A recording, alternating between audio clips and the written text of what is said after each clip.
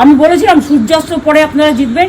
3 round 4 round count হলেও এটা 14 round থেকে 18 রাউন্ড কাউন্ট হয়, তখন আপনারা জিতবেন। Wait and see, watch. আমরা সবাই আপনাদের সাথে আছি, আপনারা কেউ ভয় পাবেন না, নিশ্চিন্তে থাকুন। আবার বাঘের বাচ্চার মতো লড়াই করে যাব।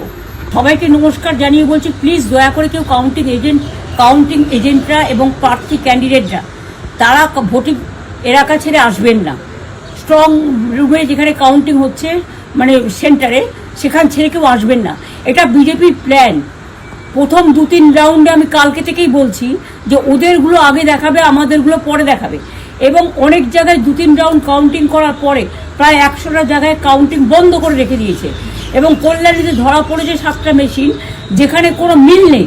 এটা টোটাল ফোর্সফুলি সেন্ট্রাল ফোর্সকে দিয়ে চারিদিকে তৃণমূল কংগ্রেসের উপর অত্যাচার করছে, অফিস ভাঙছে, জোর করে দখল করছে। এসআইআর নামে আপনারা দেখেছেন ভোট লুট করেছে যাতে যে সিটগুলো জিততে পারে। কিন্তু এখনও এমন 70টা সিট আছে, 100টা সিট আছে যেগুলো আমরা এগিয়ে আছি, সেগুলো বলছে না। টোটালটাই মিথ্যে নিউজ খাওয়াচ্ছে। আগে ডিআইসিও এই খবরগুলো দিত, কিন্তু তাকে কালকে চেঞ্জ করে দেওয়া হয়েছে। টোটালটাই ইলেকশন কমিশন নিজের ইচ্ছে মতো খেলছে, এবং সাথে কেন্দ্রীয় বাহিনীকে নিয়ে। এবং আমাদের পুলিশরা টোটাল মাথা নত করে কেন্দ্রীয় বাহিনীর আন্ডারে কাজ করছে। সুতরাং আমি আমাদের কাউন্টিং এজেন্টদের, আমাদের সমস্ত পার্টির কর্মীদের বলবো, অত মন খারাপ করার কারণ নেই। আমি বলেছিলাম সূর্যাস্তের পরে আপনারা জিতবেন। 3 রাউন্ড 4 রাউন্ড কাউন্ট হলেও এটা 14 রাউন্ড থেকে 18 রাউন্ড কাউন্ট হয়, তখন আপনারা জিতবেন।